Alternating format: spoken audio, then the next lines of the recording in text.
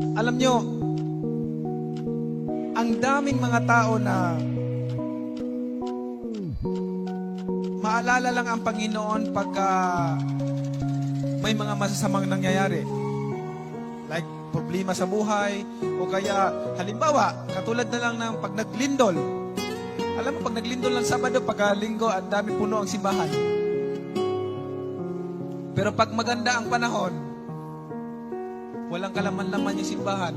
Mas marami pa doon sa sabungan. Mas marami pa doon sa kasino. Totoo po yan.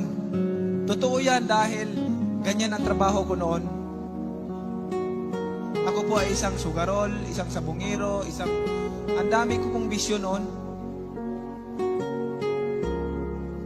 End of 2010, sinuko ko po yung buhay ko sa Panginoon.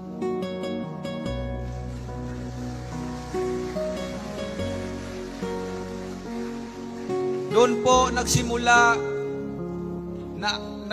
na basa po ako ng Bible, ng Word of God.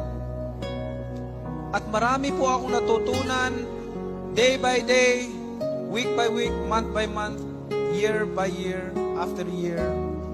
Marami po akong natutunan kasi ginawa ko pong devotion ang pagbabasa po ng Bible, day and night. Ang ginagawa ko pong devotion ay pagbabasa po araw at gabi.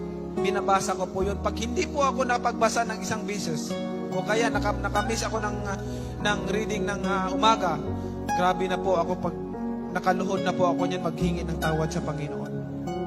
Ganun po ang devotion. Ganyan po, kaming pamilya, ganun po katatag, ka-strong sa Word of God.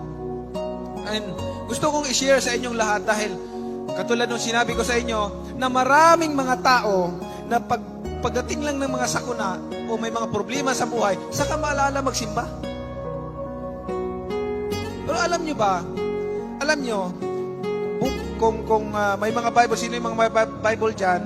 Sa James 2 verse 19 to 20, o kung sa Tagalog, Santiago 2 verse 19 to 20, sinasabi rito, you believe that there is one God. Good! Even the demons believe that in each other. You foolish person, do you want evidence that faith without deeds is useless? Ang sabi ng Bible, naniniwala tayo na may Panginoon. Pero, alalahanin mo, ang devil naniniwala din na may Panginoon. At hindi lang siya naniniwala, kundi nanginginig pa siya. Shudder. Can you imagine? Ang devil, naniniwala siya na may isang Panginoon. Tayo naniniwala na isang Panginoon. At ang confirmation that the devil believed that there's one God, nanginginig siya. Eh tayo, ang problema sa tao, saka lang manginginig. Pag may lindol, may problema sa buhay, saka lang manginginig, magpupunta sa church. But it's not that way. Ang pagiging follower of Jesus Christ is not that way. You know why? Because we don't know the Word of God. We're not reading the Bible. Hindi tayo nagbabasa ng Bible kaya hindi natin alam kung ano yung mga kautusan ni Jesus Christ. We know Jesus Christ. But remember, brothers and sisters, believing and knowing is different. Everybody can know Jesus Christ. Even the other religion, yung mga hindi Kristiyano, they know Christ. They know Jesus Christ. Believing and knowing is different. When you say, I believe Jesus Christ, then you obey. Because if you don't obey, you not believe at all. Amen.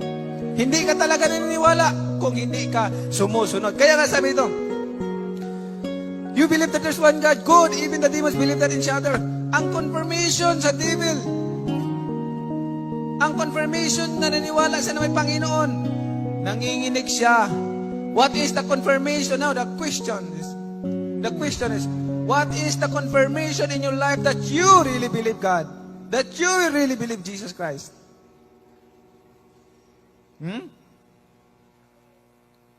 That's why, brothers and sisters, there are so many things. There's so many things that we need to know. The Word of God. Marami tayong dapat na malaman sa salita ng Panginoon na ma-apply natin sa buhay natin, matutunan natin na ganito pala yung pamumuhay na gusto ng Panginoon. Hindi lang pala yung pupunta ka simbahan tapos upo, tayo, hindi tapos na. Hindi po ganon. Dapat pupunta ka sa church every Sunday, worship the Lord, giving Him thanks. Nagpapasalamat ka sa Panginoon dahil ikaw ay binigyan ng biyaya. Ikaw binigyan ng malakas na pangatao, nagpapasalamat ka. At yung maririnig mo na Word of God on that Sunday, yan ay dadalhin mo sa buong linggo, sa buong linggo, at pagkatapos nun, another Sunday na naman, babalik ka na naman kasi naubos mo nang na-apply yung naririnig mo. Amen? Para kukunti lang tayo. Amen! Hallelujah! Hallelujah! Matthew 4 verse 4. Sabi ni Jesus Christ, okay, pwede bang itaas natin kung sinong naniniwala kay Jesus Christ? Pakitaas ng kamay. Ang dami! Woo! Hallelujah! Hallelujah! Ang daming naniniwala kay Jesus Christ. Okay. Sabi dito, Matthew 4 verse 4. Sabi doon, man shall not live by bread alone, but on every word that comes from the mouth of God. Amen? Ang sabi doon, sabi ni Jesus Christ, it is written, man shall not live by bread alone, but on every word that comes from the mouth of God. Meaning, sinasabi niya sa atin, kayong mga tao ha, hindi lang kayo nabubuhay sa pamamagitan ng pagkain for physical body.